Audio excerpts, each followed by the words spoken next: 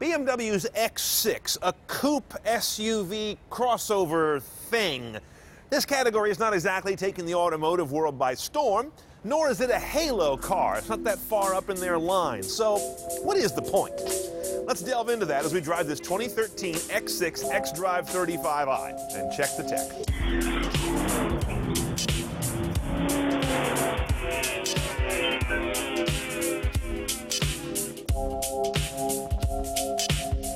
The X6 is based on the X5, but with a four-door coupe UV body that hasn't worked for anyone else.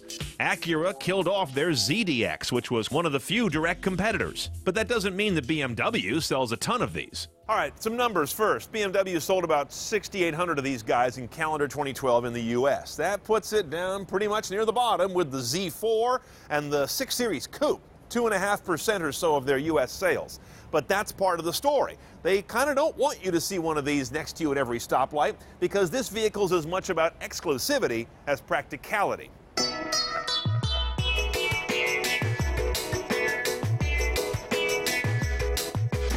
Now inside, nothing too unfamiliar. BMW has about the most consistent cabins, I think, of any car maker out there, so you'll recognize just about everything, including our wide-ish, though not the largest, BMW display screen right there. This is the iDrive system you've seen many times. I'll make a couple of notes about it. It's a little messy in terms of getting around all the media choices. I haven't talked about this in a couple of years, and they haven't fixed it either, so I'm back on it.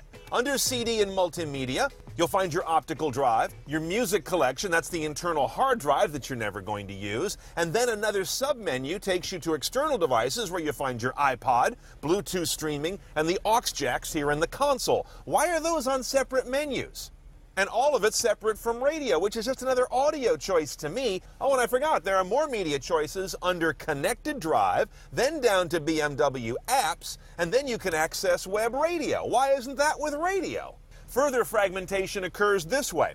The apps that are on my iPhone here in the console, which are these web apps I'm showing you, Facebook, Twitter, web radio, those get their connection from the phone, or in this case, my iPod Touch going through my Droid hotspot. That's a detail. But many of the services under BMW Online, like Facebook, Twitter, Yelp, but not the apps that are on the iPhone, see what I'm talking about? Get their connection from the car. It's not consistent to know when or when you don't have a connection for your online experiences.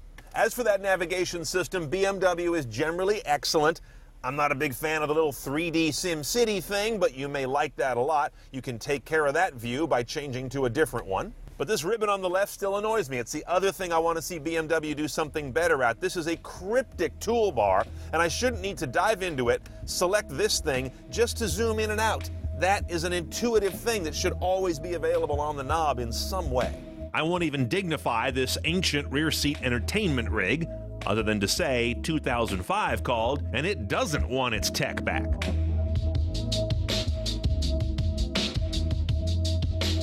Okay, xDrive 35i on the butt tells you a lot about what's in the front. 3-liter, inline-6, direct injection, completely variable valve train in terms of timing and lift. That's a BMW thing called Valvetronic. And twin-power turbo means not 2 turbos in a 6. They do that with their V8s. But a single 2-stage turbo that's meant to spool up quickly at low RPMs to reduce lag, but also be optimized differently with a separate internal scroll for higher RPM efficiency as well. The numbers: 300 horsepower, 300 foot-pounds of torque. Easy to remember. Makes my job simpler.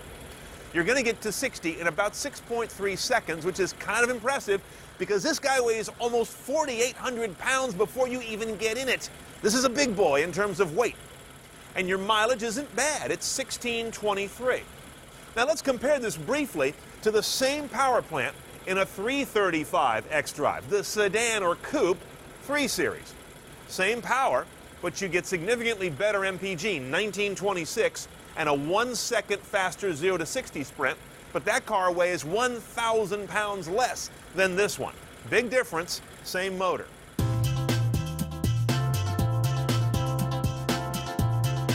I can sum up driving the X6 real quickly for you. I don't like it. I don't know what it is about this combination of what is called BMW's N55 engine with this vehicle, but I don't recall driving a BMW with this engine that is this laggy.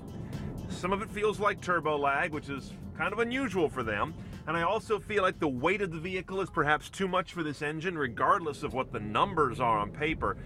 I'm in sport mode. I've gone over here to manual mode. I've run the gears manually on the paddles. At no point am I getting what I would call responsive driving, although I am getting powerful power output. But that's not what I'm looking for. The car just feels heavy all the time. Secondly, the handling I find to be a porpoisey ride. I'm getting nose and butt doing this, and it feels tippy. I know we've got a sporty vehicle here, but I don't know, it doesn't feel well planted to me. Like there's a lot of jounce in the ride, like right there. So this is not my favorite BMW.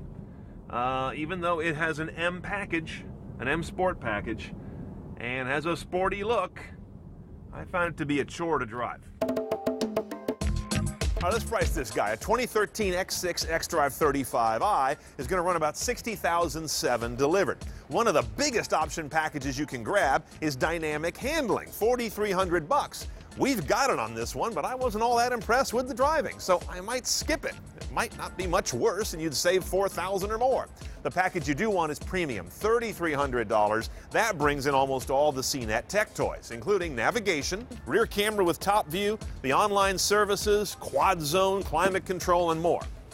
And BMW apps, $250. Don't be cheap, you want that, but it only works with your iPhone as of this date. All in, we're at around the mid $68,000 range CNET style.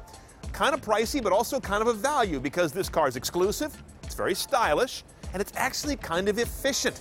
Given its bulk, its heft, and its size, it does okay on MPG and does a lot for your image.